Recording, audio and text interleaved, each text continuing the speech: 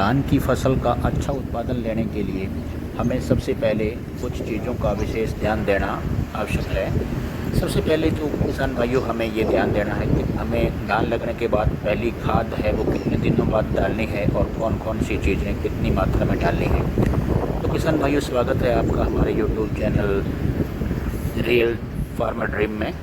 तो आपको हम आज सबसे पहले ये जानकारी से अवगत कराना चाहते हैं कि धान की फसल जो रोपाई है लगने के 15 से 18 दिन के बाद हमें सबसे पहली खाद डालनी है, जो कि हमें यूरिया सबसे पहले 30 से 35 किलोग्राम डालनी है, जो कि हमारे धान की फसल को हरापन और बढ़वार के लिए आवश्यक है।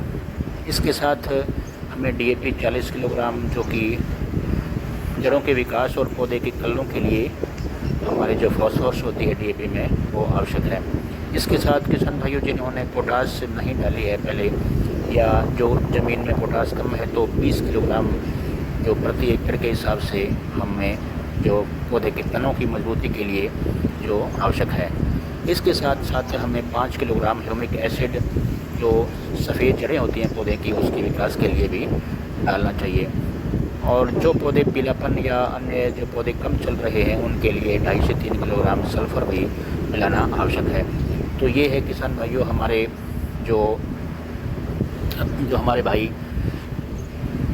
धान की फसल लगा रखी है उसके लिए ये जानकारी थी। इसके साथ साथ एक जानकारी किसान भाइयों सीधे तौर पर मैं आपको बता दूं कि धान की फसल में जो डीएपी है उसके साथ में जिंक मिलाकर ना डालें, क्योंकि जिंक और डीएपी का कॉम्बिनेशन नहीं होता। और जिंक की मात्रा है जो धान की रोपाई के 25 दिन के आसपास हमें छिड़काव करना चाहिए, जो कि हमारे पौधे के लिए बहुत ही फ़ायदेमंद रहेगा। तो किसान भाइयों, ये जानकारी आपको कैसी लगी और आपकी धान की फसल कितने दिन लगाए हुए हो गए हैं, तो हमारे कमेंट बॉक्स में बताइए। और धान की फसल कैसी है, पीली है या कोई रोग आपको नज़र आ रहा है, तो हमें कमेंट बॉक्स में बताइए। और आप इस चैनल को, रियल फार्मर ड्रीम चैनल को सब्सक्राइब अवश्य कर लीजिए, लाइक शेयर और सब्सक्राइब कीजिए। धन्यवाद।